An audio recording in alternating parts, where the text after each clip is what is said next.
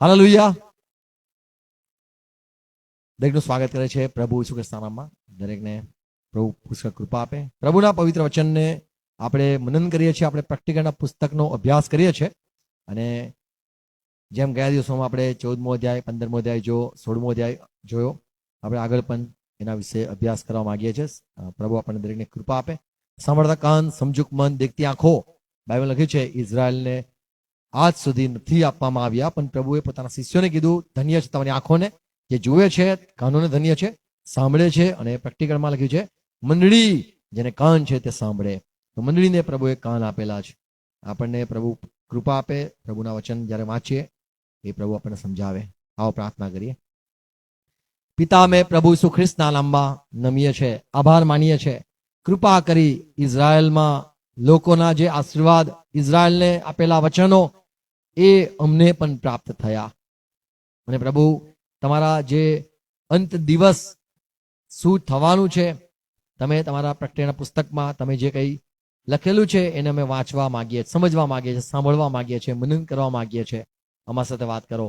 હા પ્રભુ, સાંભળતા કાન, સમજુક મન, દેખતી આંખો આપો. પવિત્ર આત્મા તમારી દોરણીમાં અમને ચલાવો. અમે સતતામાં જોડાવા માંગીએ છીએ. અમારા તમારા શિક્ષણને સમજવા માંગીએ છીએ, તમારી વાતોને જાણવા માંગીએ છીએ. મદદ કરો, દરેકને સહાય કરજો. મારા ભાઈ બહેનોને આશીર્વાદ આપો. પિતા પ્રભુ ઈસુ ખ્રિસ્તમાં માંગુ છું, આમેન. Hallelujah, praise God.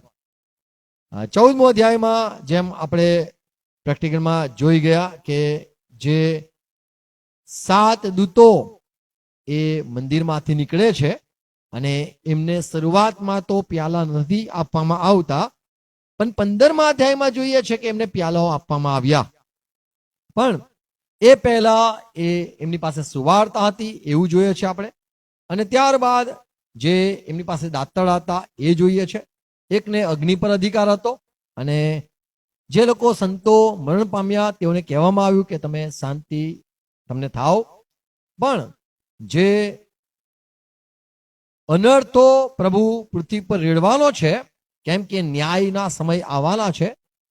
શરૂઆતમાં જે 7 વર્ષ ખ્રિસ્ત વિરોધી એન્ટી ક્રાઇસ્ટ ને કહીએ કે સ્વાપદ કહો, જુઠ્ઠા પ્રબોધક કહો અને અજગર, એમનો જે સમયગાળો છે એ સમય પછી પ્રભુ એનું સત્તા ચલાવશે. કેમ કે શરૂઆતમાં જે 7 વર્ષે એ પૂરેપૂરા સ્વાપદને આપવામાં આવશે અને ઈશ્વર કોઈ પણ રીતે દખલ અંદાજી નહીં કરે.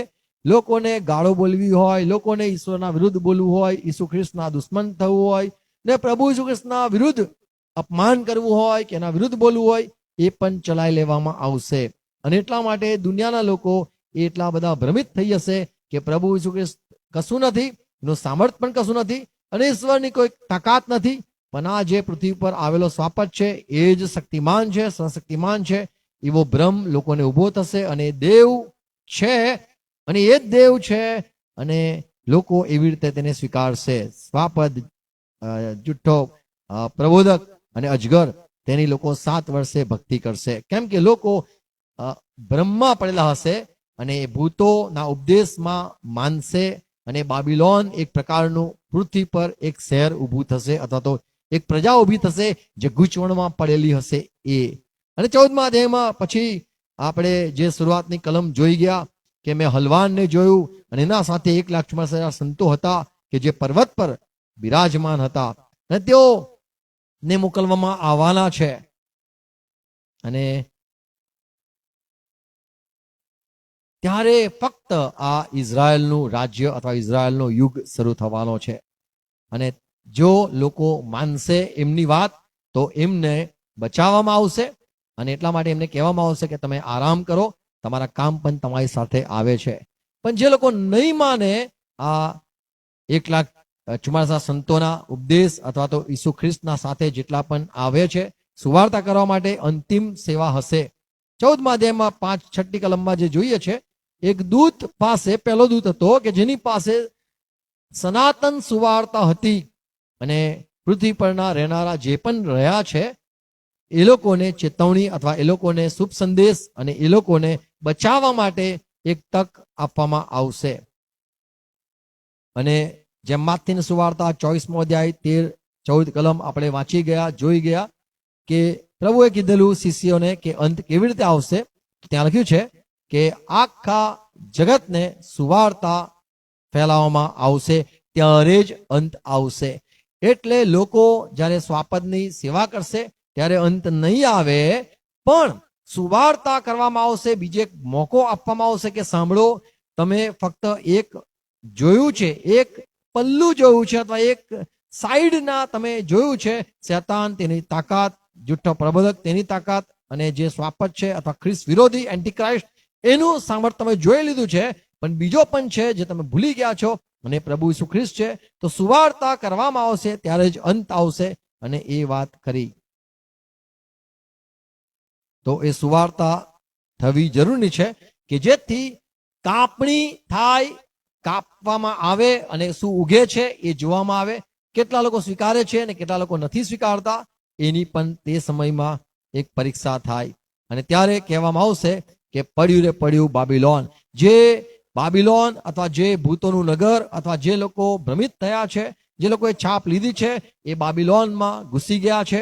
જે લોકોએ 666 લીધેલી છે એ આખું નગર કહેવાશે. અને તે પડ્યું રે પડ્યું, કેમ કે સુવાર્તા આવી ગઈ અને એનો જે રાજ્ય હતું એમાં ફૂટ પડી ગઈ, અને ઘણા લોકો પ્રભુને સ્વીકાર્યા અને ઘણા લોકો એ જ બ્રહ્મમાં રહ્યા. અત્યારે ત્રીજો દૂત પણ વગાડે છે, અને દાંતતડાની વાત ત્યાં અને લખ્યું છે, જે લોકોએ સ્વાપદની છાપ લીધી હતી કપાળ પર, માથા, હાથ પર, તેઓ પણ દેવના કોપનો પ્યાલો પીશે. અને એમ અહીંયા 7 દૂતો તમે જો જુઓ તો એ દૂતોની સેવા છે.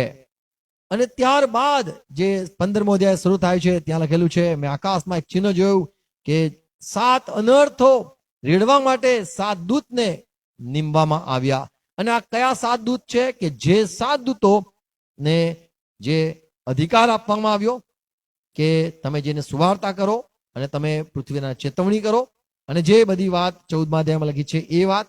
અને અહીંયા આપણે જે 15મો અધ્યાય 5મી કલમ જોઈ, મેં આકાશમાં એક દ્વાર ઉઘડેલું જોયું, અને મેં જોયું તો એમાં મંદિર પણ જોયું. 5મી કલમ. ત્યાર પછી મેં જોયું તો આકાશમાં સાક્ષ્ય મંડપના મંદિરને ઉઘાડવામાં આવ્યું હતું, અને જે 7 દૂતની પાસે 7 અનર્થ હતા તેઓ મંદિરમાંથી બહાર આવ્યા. તો મંદિર ઉઘડેલું જોયું, અને એ મંદિરમાં મેં જોયું તો 7 દૂતો જે હતા 14મા અધ્યાયમાં, એ લોકોને મેં બહાર, મંદિરની બહાર જતા જોયા. અને તેમની પાસે સોનાના કટોરા હતા કે જેમાં દેવનો કોપ વારાફરતી ઉતરે છે પૃથ્વી ઉપર.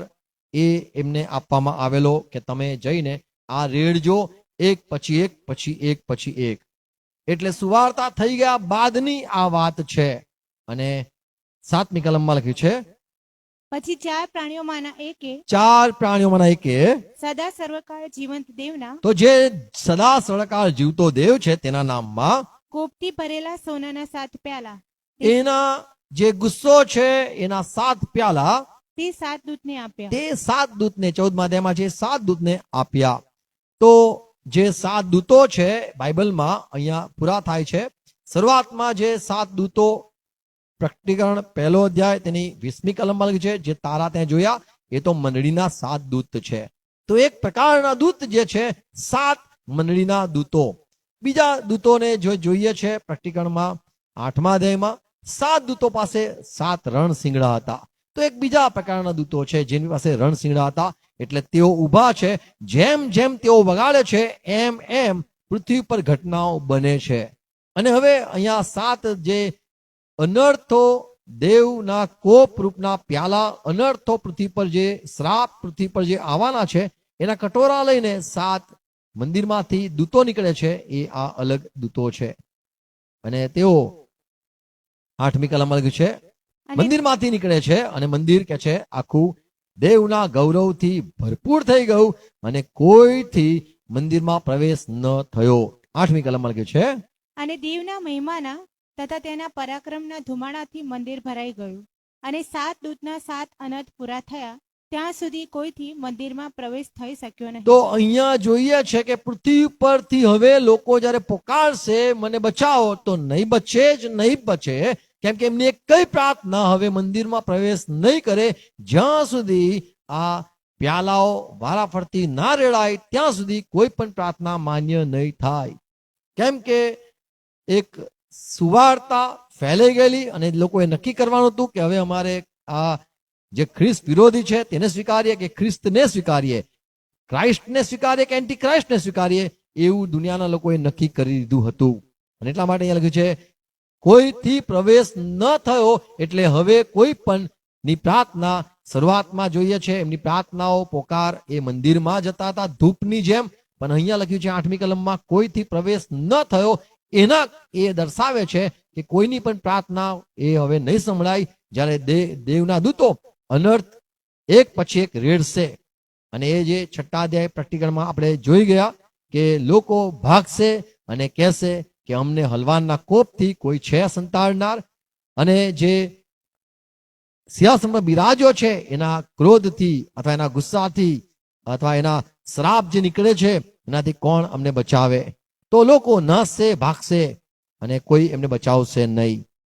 તો અહીંયા જે છે 8મી કલમમાં કે કોઈથી કોઈ માણસથી પ્રવેશ ન થયો, એટલે એ સમય એવા હશે કે જે કદી પણ દુનિયામાં થયા નથી એવી બાબતો થવાની છે. 16મો અધ્યાયમાં આપણે પણ એ બાબત જોઈ ગયા. 7 દૂતો શરૂ થઈ ગયા છે કોપ રેડવા માટે, અને 1લી કલમમાં છે ત્યાર પછી મેં મંદિરમાંથી મેં બીજું એક ચિહ્ન જોયું, મંદિરમાંથી નીકળતી એક મોટી વાણી સાંભળી. નીકળતા એક મોટી વાણી સાંભળી મંદિરમાંથી. તેણે 7 દૂતને કહ્યું કે તમે જાઓ અને દેવના કોપના 7 પ્યાલા પૃથ્વી પર રેડી દો. તો વારાફરતી તમે રેડજો. અને પહેલા જયારે રેડ્યું તો પૃથ્વી પર જે ઘા થયા મનુષ્યને, કયા માણસોને? ફક્ત એ માણસોને થયા કે જે લોકોએ છાપ લીધી હતી. એમના ઘા રૂજાયા નહીં. એમને બ્લીડિંગ થતું હશે, એમને જખમ જે થયા, એમને જે ફોલ્લા થયા, પરવો નીકળ્યું, એમાં એ લોકોને રાહત મળી જ નહીં. અને જેમ આપણે જોઈ ગયા આમોસના પુસ્તક 9મો અધ્યાય 8મી કલમ કે પ્રભુ જે કરવાનો છે પાપી સંસારનો અથવા પાપી રાજ્યનો, 8મી કલમ, જુઓ પ્રભુ યહોવાની આંખો દુષ્ટ રાજ્ય પર છે ને હું પૃથ્વીના પૃષ્ઠ પરથી તેનો નાશ કરીશ.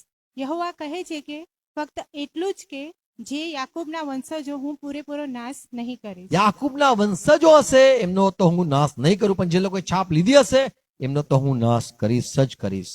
અને યર્મિયા 30:13 પણ જોઈ ગયા આપણે કે એમાં કોઈ પણ પ્રકારે ઉચ્ચાર નહીં મળે, કોઈ પણ રેમેડી, કોઈ પણ પ્રકારે રિકવરી લોકોને થશે જ નહીં. એ અસહ્ય બાબત હશે કે જેથી તેમને નક્કી કરવાનું થાય કે તમારે હજુ શું કરવું છે. પણ લોકોનો વિશ્વાસ તો સ્વાપત પર અને જૂઠા પ્રબોધક પર રહેવાનો છે. અને એક સમય આવવાનો છે જ્યારે બીજો દૂત જ્યારે રેડશે, પ્રકટીકરણ 16મો અધ્યાય તેની 3જી કલમ, બીજો દૂત જ્યારે રેડવાનો છે સમુદ્ર પર રેડ્યું. અને આપણે જોઈ ગયા સમુદ્ર એટલે જે દુષ્ટ આત્માઓ જે નીકળેલા છે તેમનો નાશ થવાનો છે.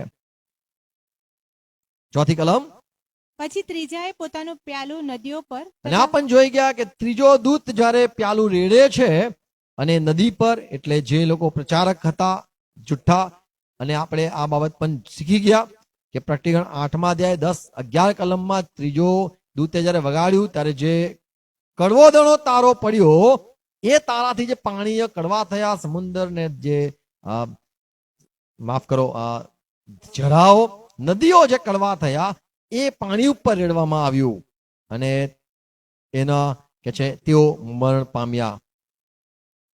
એ લોહી થઈ ગયું. આ લોહી થઈ ગયું એટલે કદાચ એમ લાગે કે આ શું છે, તો ઘણા વિચારે છે, એમ માને છે કે આ નદીમાં અને જરાઓ પર રેડ્યું એટલે માણસો જે હોડીમાં સફર કરતા હતા તેઓ, અને માછલીઓ અને જે કઈ જળચર પાણીમાં રહેનારા જે કઈ છે એ બધું મરી ગયું એવું લોકો માને છે. પણ આપણે મારા સમજણ પ્રમાણે હું આ પ્રમાણે વિશ્વાસ કરું છું કે આ જે પ્યાલો રેડવામાં આવ્યો એ માછલી પર નહીં રેડવામાં આવ્યો કે જેને કોઈ ગુનો કર્યો હોય. માછલી તો મનુષ્ય માટે રચવામાં આવ્યું છે, જાનવરોને નહીં. પણ આ આત્માઓ છે કે જે ઊંડાણમાંથી નીકળ્યા છે, સમુદ્રમાંથી નીકળ્યા છે, એ આત્માઓ પર પ્રહાર થયો અને લોહી થઈ ગયો. લોહીનો અર્થ એટલે જે જીવ છે એ વાત દર્શાવે છે. એમના જીવ પૂરા થયા, સમાપ્ત થયું, એમની તાકાત પૂરી થઈ ગઈ. તો દુષ્ટ આત્માઓનો સંસાર પૂરો થઈ જશે કે જે પેટાળમાંથી નીકળ્યા છે તેઓનો નાશ થશે જ્યારે ત્રીજો દૂત રેડશે ત્યારે. અને અને દૂતો આકાશમાં કહેશે, પ્રભુ તમે ન્યાય કર્યો, બહુ સારું છે. અને કેમ કે આ લોકોએ સંતોનું લોહી પીધેલું, એટલા માટે તેમના એવા જ હાલ થવા જોઈએ. તો આ એ લોકોની વાત છે કે જે લોકોએ સંતોનું લોહી પીધેલું. 6ઠ્ઠી કલમ. કારણ કે શા માટે આ સમુદ્રના અથવા તો જરા પર જે રેડવામાં આવ્યું, જરામાં રહેનારા, નદીમાં રહેનારા તેઓએ શું કરેલું? કારણ કે તેઓએ તારા સંતોનું તથા પ્રબોધકોનું લોહી વહેવડાવ્યું. તેઓનું લોહી વહેવડાવેલું, તેઓનું જીવન સમાપ્ત કરેલું, અને એટલા માટે તેઓ લાયક છે. શું લખેલું છે? અને તે તેઓને લોહી પીવાને આપ્યું છે. તે તેઓને લોહી પીવા માટે આપ્યું. એટલે તમે સંતોને મારી શકો છો એવો અધિકાર તમે આ ભૂતોને આપેલો. તેઓ એ માટે લાયક છે. અને તેઓ એટલા માટે જ લાયક છે. હા, એમના ઉપર રેડાય, પ્યાલું રેડાય, એમનું બી જીવન સમાપ્ત થઈ જાય. એ દુષ્ટ આત્માઓના પણ જીવન સમાપ્ત થઈ જાય. એ આત્માઓ જે પેટાળમાંથી નીકળેલા છે, સમુદ્રમાંથી નીકળ્યા છે, દુનિયાને તહેસ નહેસ કરવા માટે, એ પણ નાશ પામે. અને અહીંયા લખ્યું છે કે હા, તેઓ તે જ દાવના છે, તેઓ તેને જ લાયક છે. આ પ્યાલું એના પર રેડવું જ જોઈએ. તો આ સમુદ્રમાં મુસાફરી કરનારા માણસો નથી કે માછલીઓ બી નથી કે એમને કહેવામાં આવે કે તમારો બરાબર ન્યાય થયો, તમે બધાને બચકા ભરતા હતા. ના, આ સમુદ્ર એટલે આ એ લોકો છે કે જે આત્માઓએ સંતોને મારી નાખેલા અને લોકોને જબરજસ્તી કરેલી. એ આત્માઓ જે પેટાળમાંથી નીકળ્યા હતા, એમનો પણ ન્યાય થવાનો છે. 7મી કલમ, માફ કરો, 8મી કલમ, ચોથો દૂત. પછી ચોથાએ પોતાનું પ્યાલું સૂરજ પર રેડી દીધું. હવે આ વાત પણ આપણે શીખી ગયા કે સૂરજ પર રેડી દીધું, અને એનો અર્થ જે પણ કરે છે લોકો, પણ આપણે આ જોઈએ છે કે લોકો એનાથી દજાયા અને તો પણ તેઓએ પસ્તાવો કર્યો નહીં. તો આ કુદરતી આફત બી પ્રભુ જ્યારે રેડે છે, લાવે છે. સૂરજ એટલો ગરમ થઈ જાય છે કે જે આટલા સમયથી કદી થયો ના હોય, અને અચાનક એટલું બધું ગરમ થઈ જાય છે કે માણસો હવે કોને પ્રાર્થના કરે કે આ સૂરજ ઠંડો થઈ જાય અથવા સૂરજથી આપણે બચીએ. જે નોર્થ પોલ, સાઉથ પોલ જે છે, જ્યાં ખબર નહીં ઉત્તર ધ્રુવ, ભૂ હું બોલો છો? ધ્રુવ બોલો છો કે ધ્રુવ? ધ્રુવ ને ધ્રુજારી ને. તો જે ઉપરનો ધ્રુવ હોય કે નીચેનો ધ્રુવ હોય, જ્યાં 6 મહિના અંધારું દિવસ રહે છે, બરફીલો વિસ્તાર છે, અને ત્યાં કદાચ કોઈ ભાગી જાય કે હા બચી જઈએ, પણ એટલું બધું થયું કે લોકો દજાયા. જે ઇક્વેટર કહીએ, ગુજરાતીમાં ખબર નહીં શું કહે છે, વિશ્વયુદ્ધ,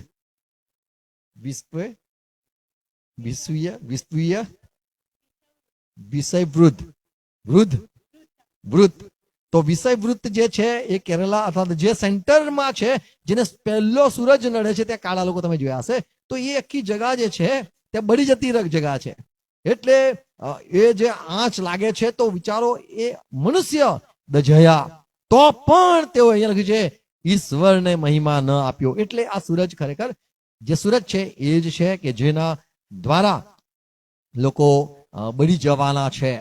તો પણ ઈશ્વર એનો કરતા છે એવું ન માન્યું. એવું જ માન્યું કે અજગર આવશે મદદે, સાપત આવશે, જૂઠો પ્રબોધક જે મુર્દાને પણ જીવતા કરે છે, જે આટલા મોટા ચમત્કાર કર્યા અને જેને એવા કામો કર્યા, શું એ નહીં બચાવે?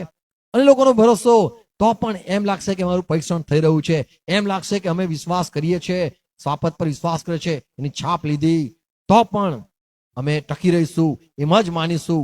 ભલે થોડા અનર્થો થઈ રહ્યા છે, પરીક્ષણ થઈ રહ્યા છે, અમારા પર સતાવણી થઈ રહી છે, અને આ કદાચ કોઈ છે ભગવાન કે જે આ સૂરજને ગરમ કરી દીધો છે, અમે દજાઈએ છે, તો પણ અમે માનીશું, તો આ સ્વાપદને જ માનીશું, મૂર્તિની જ સેવા કરીશું, અને એને જ, આ અજગરને જ માનીશું. એવું ભ્રમિત થયેલા લોકો માનશે.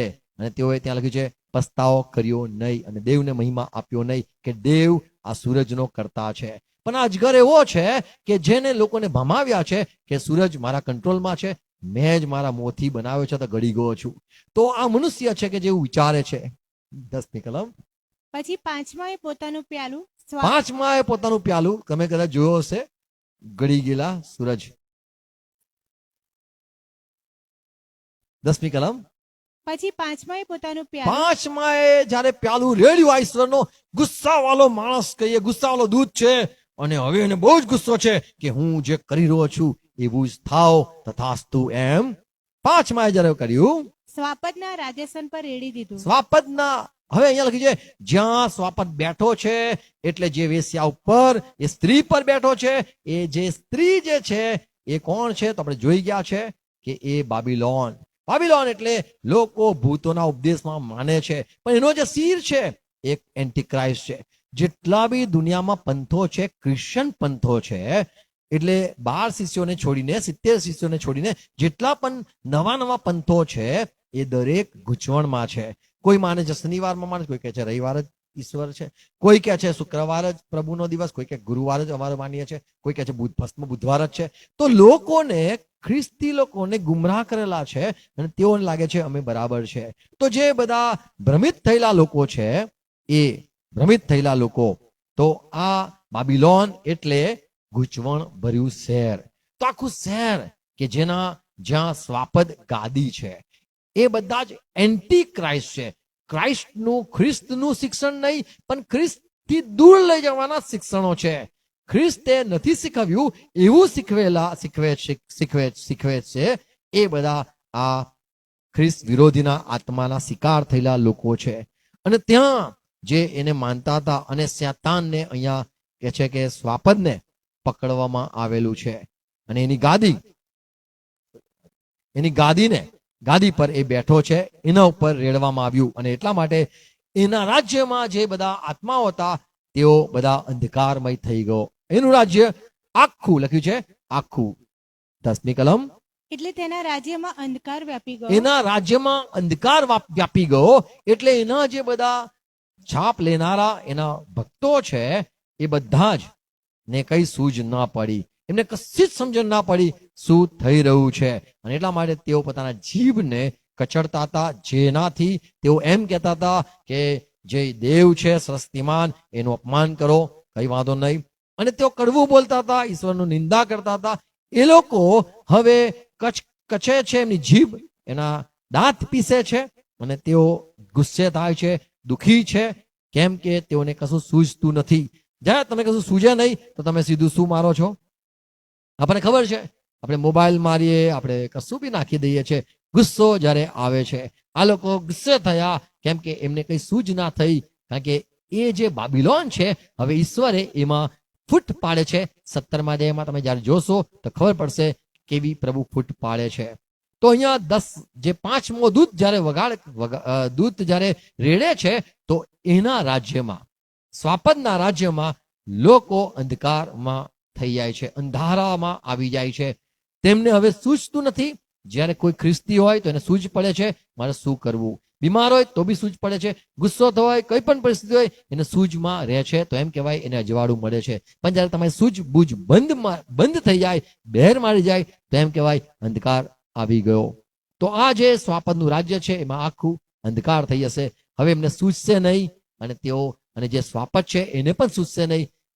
હવે મારે શું કરવાનું? કારણ કે એની જે ગણતરી હતી એ હવે એની નિષ્ફળ થઈ રહી છે. એને વિચારેલું કે હું પૃથ્વી પર જઈશ અને હું પૃથ્વી પરના લોકોને વશ કરીશ. અજગરે પણ વિચારેલું કે અમે પૃથ્વી પર હવે સત્તા ચલાવીશું. પણ હવે આગળ જતા જોઈએ છે કે આમાં જે સ્વાપદ છે, જૂઠો પ્રવક્ત, એનું રાજ્ય બંધ થાય છે. પણ જે અજગર છે, એ અજગર જે છે 1000 વર્ષ માટે એ કશું જ નથી કરતો. આ જ્યારે બાબતો બનતી હોય છે અને જ્યારે સુવાર્તા ફેલાવવામાં આવે છે, ત્યારે પ્રભુએ અજગરને બાંધી દીધેલો એ ઘટના છે. કદાચ મનાય નહીં, પણ આ વાત એ પ્રમાણે છે કે જ્યારે કહેવામાં આવ્યું કે હવે રાજ્ય પ્રભુનું છે, જે 14મા અધ્યાયમાં, ત્યારે જ પહેલો દૂત જ્યારે સુવાર્તા લઈને નીકળે છે એ સેવકો સાથે 1,00,000 સંતો અને હલવાન, ત્યારે 1000 વર્ષનું માટે શૈતાન ચૂપ રહે છે. અને ત્યારબાદ આ અનર્થો પૃથ્વી પર પડે છે. એમાં 5મો જ્યારે દૂત રેડે છે ત્યારે અંધકાર, સ્વાપદના રાજ્યનો પર અંધકાર થઈ જાય છે. અને 11મી કલમ. તો પણ લોકોએ લખ્યું છે અને પોતાની વેદનાના લીધે તથા પોતાના ઘારાને લીધે પોતાનો જે ઘા પડેલા હતા, કારણ કે પહેલા દૂતે જયારે રેડેલું ત્યારે લોકોને જે જખમ થયેલા એ બધા જ આખા પેલું જે કહીએ આપણે જેમ ઝુંબી કહે, ઝુંબી એ તો હવે આપણે પિક્ચર જોયા છે એટલે ખબર પડે છે ઝુંબી, બાકી ફોરેનમાં બહુ પહેલાથી ઝુંબી હતા. અને જે કૂતરા કરડે તો હળકવા થઈ જાય, માણસો દોડે, જીભ લાંબી કરે, ગાંડા જેવું કરે, કારણ કે એના લોહીમાં એને એ બધું ભેળસેળ થઈ જાય છે. જેમ નશો થાય છે, માણસને કઈ ભાન નથી રહેતું, એ પ્રમાણે અહીંયા છે કે લોકો જે ઘા છે એમાં પસ્તાવો ન કર્યો અને પોતાના ઘારાને લીધે તેઓએ આકાશના દેવની નિંદા કરી. આકાશના દેવની નિંદા કરતા રહ્યા કે અમારે હવે નથી જ માનવું, નથી જ માનવું, નથી જ માનવું, ભલે તું સર્વશક્તિમાન હોય, અમે નથી જ માનવું. તો દેવનો જે ગુસ્સો છે એમાં માણસો આ સ્વાપદના જે રાજ્ય છે એના ઉપર પ્રભુનો જયારે કોપ રેડાય છે તો લોકો એ ઘામાં પણ હવે ઈશ્વરને નથી જ માનતા, એ પ્રકારનું છે. અને 12મી કલમ જ્યારે છઠ્ઠો દૂત રેડે છે પ્યાલો, ત્યારે આ નદી જે છે ફ્રાત નદી, અને ફ્રાત નદી વિશે આપણે ગત દિવસોમાં જોઈ ગયા કે એ નદી સૌથી મોટી નદી હતી, અને નદી પર જ પ્રેક્ટિકલ 9મો અધ્યાય 14મી કલમ, એ નદી ફ્રાત મોટી નદી.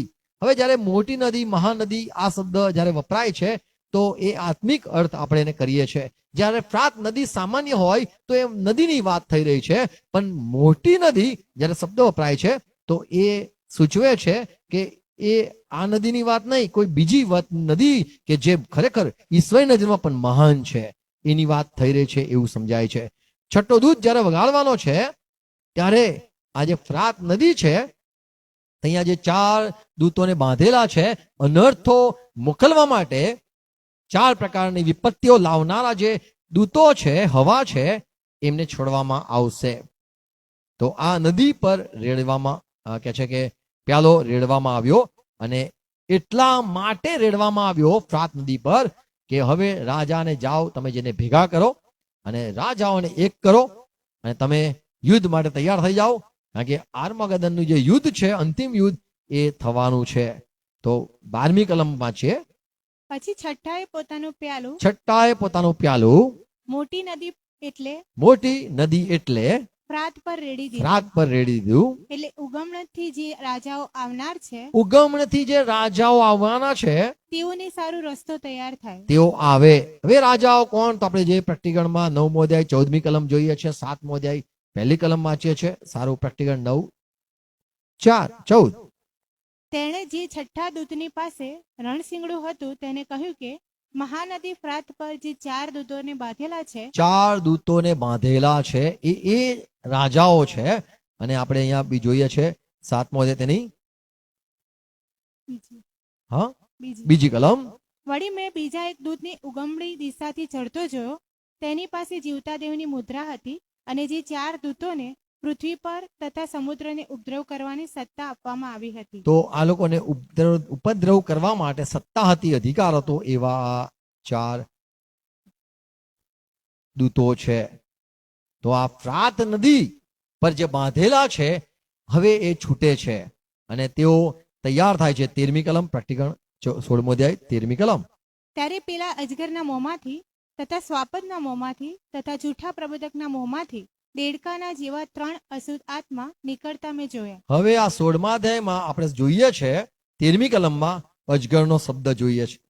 અજગર નું નામ વાંચીએ છીએ તો અજગર હવે એક્શનમાં આવી ગયો છે એવું જોઈએ છે. પેલા સ્વાપદ, જૂઠો પ્રબોધક, સ્વાપદ, જૂઠો પ્રબોધક, એમ. અને અહીંયા 13મી કલમમાં જોઈએ છે હવે આ જે અજગર છે તે, અને જે સ્વાપદ છે તે, અને જૂઠો પ્રબોધક છે તે, તેઓના મોંમાંથી જે દુષ્ટ આત્મા અથવા તો જે દેડકા જેવા આત્મા એ લોકો નીકળે છે અને જે ચમત્કારો પણ કરે છે, અને તે મોટી યુદ્ધ માટે તેઓ હવે દેવની સામે યુદ્ધ માટે આવી ગયા છે. 14મી કલમ.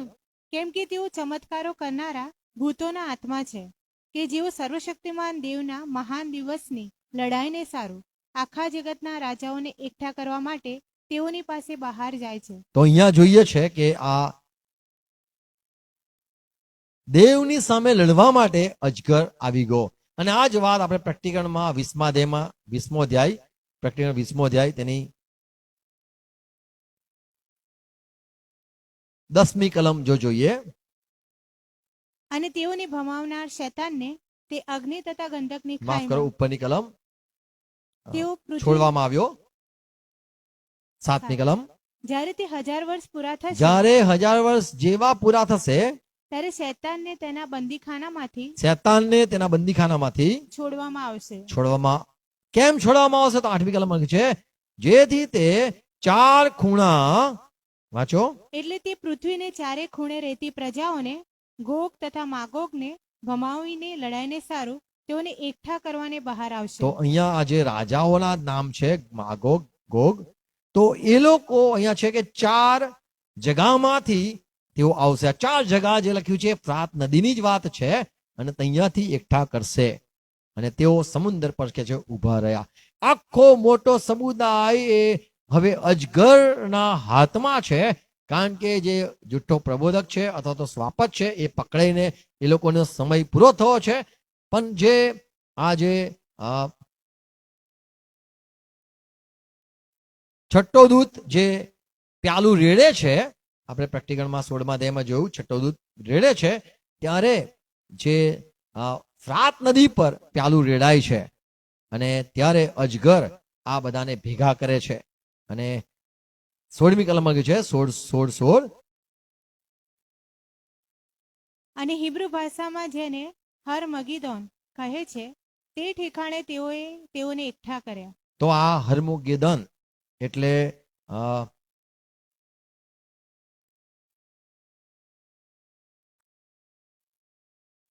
મેગીદોન, આ મોટો પર્વત છે, એવું એના છે.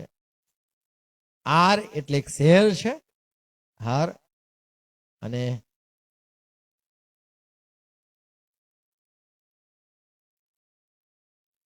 આ માગોગ ને ગોગ, આ બંને જે રાજાઓ છે એ તૈયાર થઈ ગયા છે આના સાથે લડવા માટે, ઈશ્વર સામે લડવા માટે. તો ફ્રાત નદી પર જેવું રેડવામાં આવે છે ત્યાં જ આ 4 દૂતો જે ફ્રાત નદી પર છે તેઓ આવે છે. અને એ જ વાત પ્રેક્ટિકલ 20મા અધ્યાયમાં છે કે આ કોણ લાવે છે? તો અજગર શબ્દ આવ્યો, એ અજગર લાવે છે. 17મી કલમ.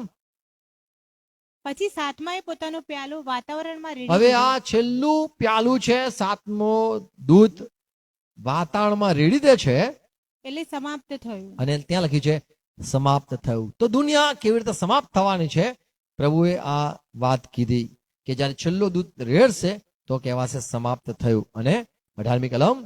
અને વીજળીઓ, વાણીઓ તથા ગર્જનાઓ થયા. તો જ્યારે 7મો દૂત રેડે છે સમાપ્ત, એ અંત કેવી રીતે આવે છે? ત્યારે વળી મોટો વીડિયો થઈ, ગર્જનાઓ થયા, વાણીઓ ધરતીકંપો થયા.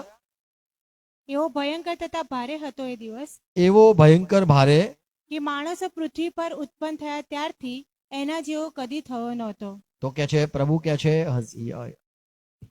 હિબ્રા પત્રમાં કે હું ફરીથી પૃથ્વીને કંપાવું છું, અને એવી રીતે અહીંયા અંત લાવે છે. 16મી કલમ, માફ કરો, 19મી કલમ. મોટા નગરના 3 ભાગ થઈ ગયા મોટા નગરના 3 ભાગ થઈ ગયા અને રાજ્યોના નગરો પડ્યા. અને રાજ્ય નગરો પડ્યા. અને દેવના મોટા બાબિલોનનું સ્મરણ થયું અને કે તે પોતાના સખત કોપના દ્રાક્ષારસનું પ્યાલું તેને આપે.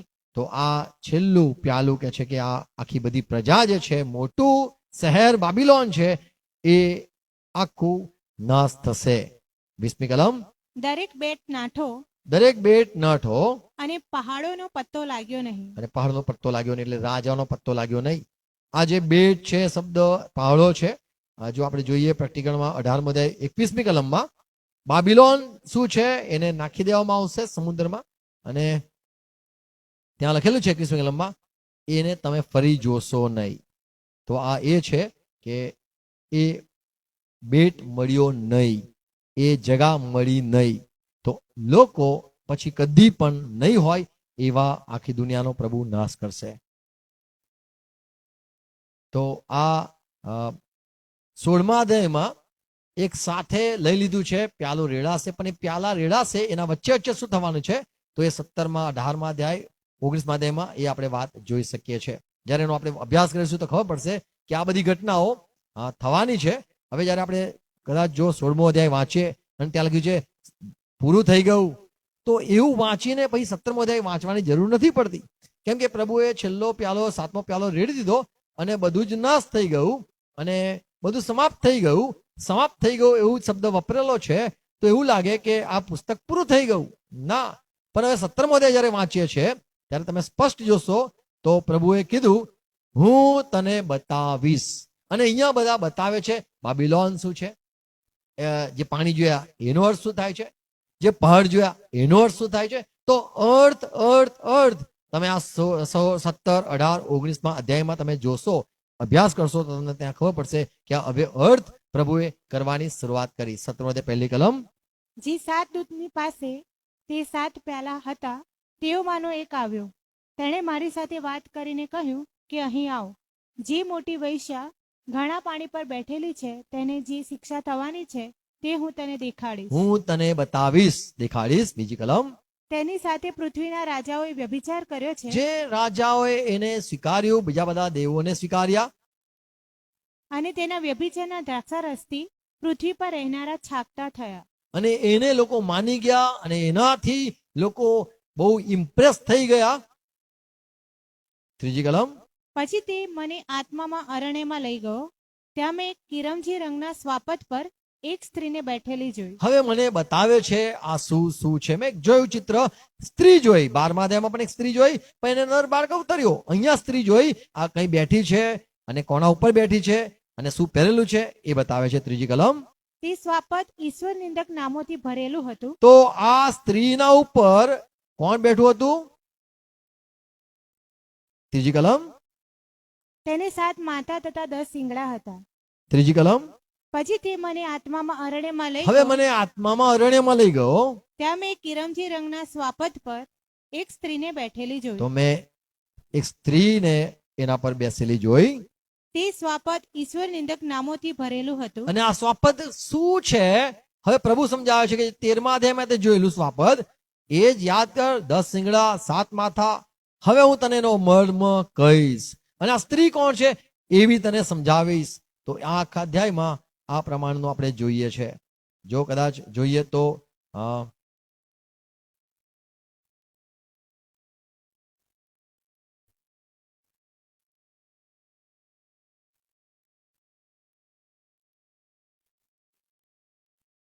પાંચમી કલમ. તેના કપાળ પર એક નામ લખેલું હતું, એટલે મર્મ, મહાન બાબિલોન, વૈશાની તથા પૃથ્વીના ધિક્કારપાત્ર કૃત્યોની માતા. ઓકે.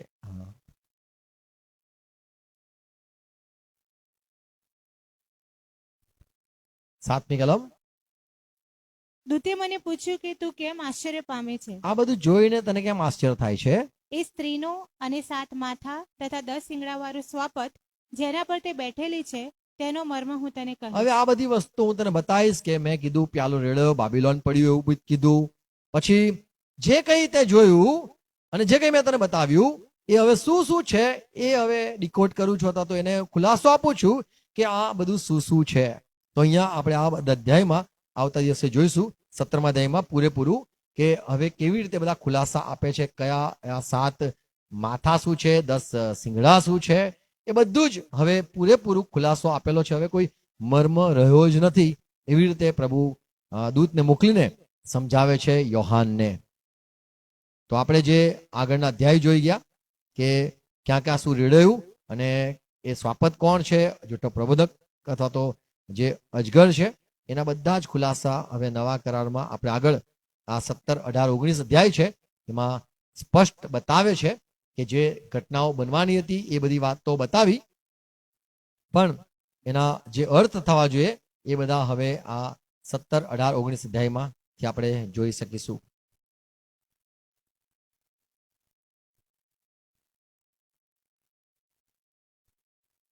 પ્રભુ દરેકને કૃપા આપે સમજવા માટે, અને ઈચ્છીશ તમને પ્રભુના પવિત્ર વચનને નિત્ય વાંચતા રહો, પ્રેક્ટિકલ પુસ્તકને સતત વાંચો, એનો પ્રભુ દરેક વાતનો ખુલાસો પ્રભુ આપશે.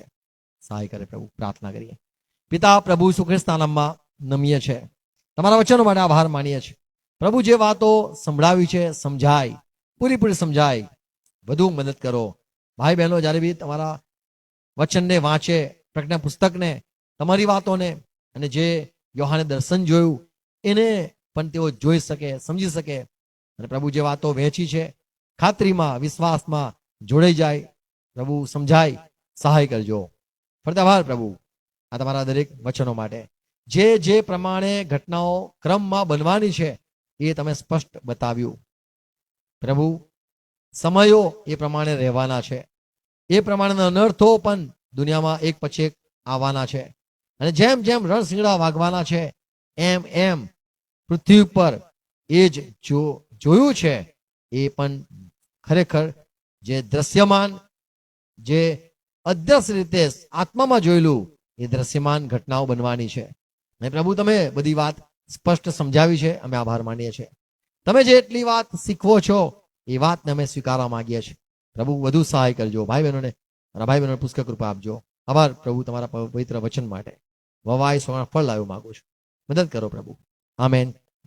પ્રભુ શ્રી સાથે કરીએ. આકાશમાં અમારા બાપ, તમારું નામ પવિત્ર મનાવો, તમારા જે આવો, જેમ આકાશમાં તેમ પૃથ્વી ઉપર તમારી ઈચ્છા પૂરી થાઓ. દિવસ એટલી આજ બનાવો. જેવાનું માફ કરું છું તમારું માફ કરો. પ્રશ્ન ન લાવો, છૂટકો કરો. રાજ્ય તથા પરાક્રમ મહિમા સરકાશ તમારા છે. Amen. Praise God. God bless you. Thank you.